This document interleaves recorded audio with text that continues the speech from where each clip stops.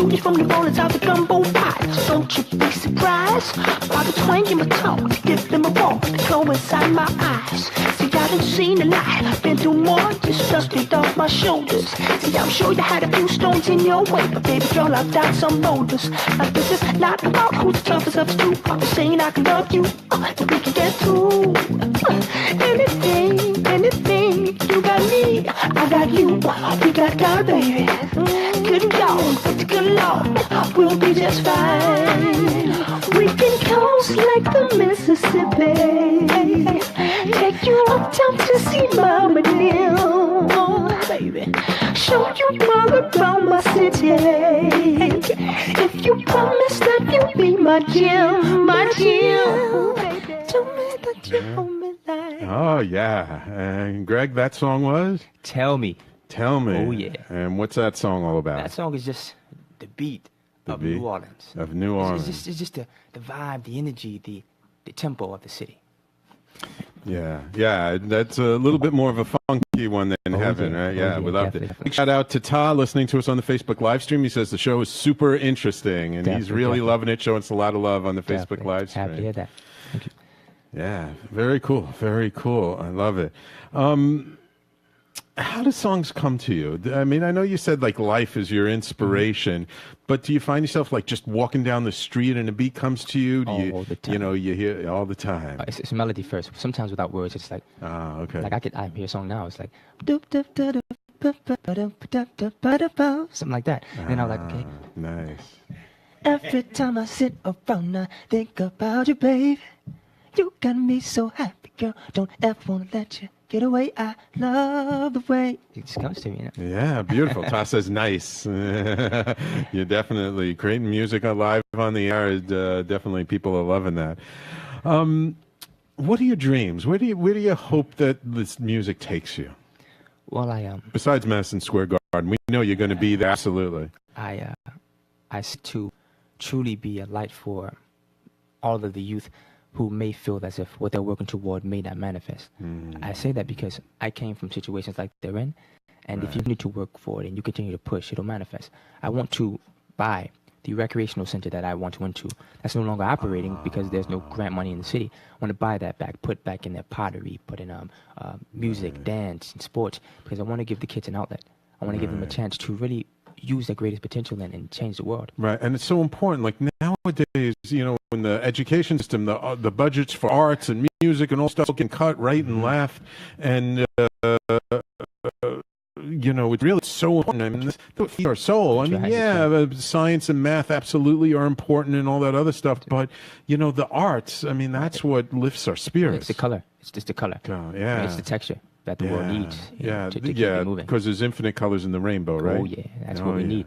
So I really want to use my platform and influence to make a way for future generations. So how'd you get the nickname the Saint of Soul? Well, just being from New Orleans, you know, that's like the idea of being a New Orleanian. But the people that I look up to the most, like James Brown, the Godfather of Soul, and you know, Michael Jackson, the King of Pop, and all these guys, they have created something that will live on forever. Right. And I felt that it was my duty to do the same. But I don't walk around saying that that's who I am. I give it to you, and I help you to believe it. I help you to see that that's what I deserve. So by the work that I put out, I earned that. I just give you something to find attainable, and I give you the work to show you that I've earned it. Right. You know? Nice. Have you had, like, you know, people who've come to your concerts and stuff, like, come up to you afterwards and tell you how much it inspired them? Yes. That must be a great feeling. It's even greater when someone is my 20, 30 years my senior, and they tell me that I remind them of a time in their life that was the most inspiring, a joy. Even once I was on the train, and a guy, maybe my age a little old, he told me I reminded him of his father. Oh, wow. That was so inspiring, because I know, you know, a father is someone that you seek to get the instructions on how to lead your life in the world. Right. So when someone says, you remind me of my father, that's inspiring. Right. And you know, at first I didn't know how to take that. I was like, man, I'm probably younger than you, but yeah. You know, what I had to realize is the character and the dignity and the poise that's carried that I think may give people that reflection. And I just want to show the youth that you know, grace and integrity is attainable. You know, you have to just believe in yourself and carry that with you every day, and everything you deserve will come. You don't have to belittle yourself or compromise your value or worth to get tangible things. You just be yourself, and you believe in yourself, and you carry yourself with the utmost respect, and everything you deserve will come to you. Beautiful. I assume you consider yourself a man of faith? Oh, yeah. Yeah. What do you believe in? I believe that there was a creator that gave us all that we have, and if we tap into it, we'll get everything we want. Beautiful. Beautiful. What inspires you these days? Like what helps to keep your spirits up? Because we live in such a time where things are so crazy, and everyone's so worried about everything going on, because things are very almost extreme, polar opposites all the time. Definitely. So how do you stay inspired? Well, I remember from which I've come. I remember being the fifth of 9 kids in the housing projects of New Orleans, and wanting to do something greater than my circumstances, and I've been blessed to do that. So I know that it's possible, so I have to keep going. If quitting was an option, I should have never started. So I just keep it going. I mean, when times get tough, we consider how can we switch gears, do something different to get to the same outcome. Right. And I talk to my mom every day. She tells me she believes in me. She knows it's going to happen. Where's she? She's back in New Orleans. Oh, okay. Yeah, so do you get back there to visit New Orleans? Not as much as I like, because just the lifestyle in New York City is expensive, and paying the musicians, and as much as I perform, I have to pay them, and 7 to 9 people every time. So that's been a tough thing, But I do seek to get back in the next month or so. But like I said, I just touch in with those people who I know love me and believe in me, and I look at the people that I don't know, the fans, and how they're responding to the work that I put out, and they keep telling me to do it without saying it. They just love it. They tell me how much it inspired them. And even just walking down the street, or getting a text message or an email from somebody who aspires to be an artist and say that they're doing it because of me, that keeps moving me, and they have no idea how much it moves me. The fact that I'm doing what I do, and it tells you that you can do the same, that's beautiful, that's rewarding. And I always say becoming successful is rewarding in itself. Seeing other people live a life of joy and prosperity off of my success is the most rewarding. Because had I quit, they would have had the chance to do that. And I realized that everyone doesn't have maybe the tenacity to go out and create it, but they can do it if you help them with it. So if I go out and create the foundation, everyone around me can build on that, and that's the most rewarding. Beautiful. Beautiful. My dear friend G.P. Walsh, who's a teacher in his own right, says, "Character, dignity, poise, grace. Amazing young man." Thank you. High words of praise from a beautiful man. G.P., you would like him. What's the hardest part about what you do? The work-life balance. Yeah, because being a young man, or any man, young man, woman, old man, whatever, you want to feel that you have a balance in life. Like, there's times when I just want to take a vacation and just recoup on the energy that's been exhausted on the journey, and you can't do that. You can do it if you stop investing in your craft. So it's balance. I know I have to do this, but like I just need to relax. So it's really just the ability to just. I mean, I enjoy it every day, but it's the ability to just take a step back and reflect.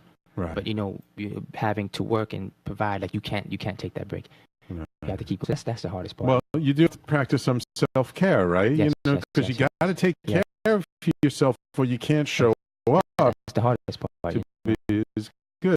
So yeah, I mean, sometimes it's you feel like there's so many responsibilities on you. I guess that it's hard to say, what, I got to do something for myself. But you don't have to. Yes, I'm forcing myself to do that. Good. You did? Yeah. Good. Awesome. I'm glad to hear that.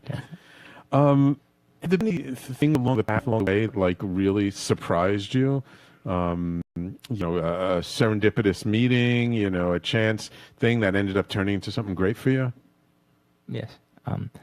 At the restaurant that I work at one day, I was playing my music on the radio.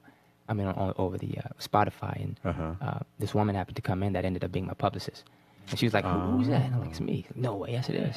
Wow. I have the music sent to you, and that's how I got here, actually. Oh, really? Yeah. Beautiful. Definitely. Beautiful. Yeah. She sent me a note to say, hey, Sam, I think this guy would be great for you to have on your show. And all I saw was the Saint of Soul. And I was like, got to be my man. Got to be part of my tribe. I have to have him on the show. Definitely. Very cool. Very cool.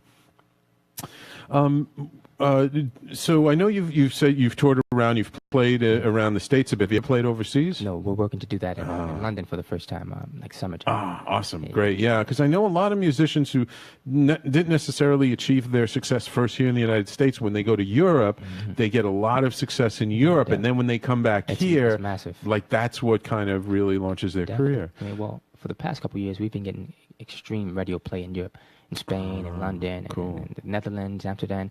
So the awareness and the love is there. It's just that it's the financial aspect of it. Yeah. Because just going to Los Angeles, it was about $10,000 for 2 days and 8 of us. You know, so like that's the other part of it. It's like there's no way that I could pay $10,000 on top of all the daily expenses that are needed. But touring is necessary. Because you know, once you get to these different places, the demand continues to rise, and then you get the endorsements and the brand partnerships, and now the 9 to 5 is no longer relevant, and everything you needed to do, you can do. But it's just getting to the other stop, which is it's expensive. Whether it's on the tour bus in the States, you have to have somebody drive it, and you know, all those things. I know a lot of artists now, because the music industry has changed so much from the way it used to be. A lot of artists are trying to crowdfund their stuff. Have you like crowdfunded any albums or songs? Yes, I have music videos and albums. I have. It's just you know, crowdfunding a tour is like hundreds of thousands of dollars. You know, even if we, you know, I mean, maybe it could be maybe like $50,000 if we guerrilla started and, you know, slept on like in motels or something and ate bare minimum on the journey, because you know, we have to make sure everybody's fed, and you know, we have to get to the destinations and lodging, so we need to, you know, make sure that we're recouping enough after those continuous shows to be ready for the next one. Right. Yeah, I mean, that's the thing. I think most people don't realize, like, there are so many little details that go into, like, doing a tour, just going someplace, that people don't even realize. Like, it really does take a lot. Yeah, it does. It does. Now, if you had a team of people, like, you know, who are willing to invest their time because they believe in the greater purpose. Someone said, well, I have this bus and I could drive it. And you need to pay me right now. You just have to pay me to give me food and make sure I can sleep. Because we have awareness in every state. So we just have to manage contacts that places that we're coming, and like, okay, we have a night for you. It just takes getting there is the difficult part. It's not even raising the awareness, and wherever we go, we can do that. You know, if we haven't already, it's just getting there. Do you have any active campaigns right now that we can shout out? We don't. We're actually about to start one for the music video for Heaven, but we're definitely looking for an agent, a booking agent to help us get around the world. So that's active. That's a campaign that we're talking about now. You hear that, listeners? If you know any good music agents, that this is a diamond, definitely a diamond shining. Yes. GP says Europe still loves art, and Ta says Europe is where it's at. I love touring out there. The people really consume your music. Yes, definitely. Yeah, absolutely. All right, so you know what? Let's go out. We're going to go out like a little bit early so that we can, you know, come back and listen to one more of your tracks when we come back. So everybody, please stay tuned. You're listening to the Conscious Consultant Hour, Awakening Humanity. My guest this hour is the Saint of Soul, Greg Banks from New Orleans. We will be right back.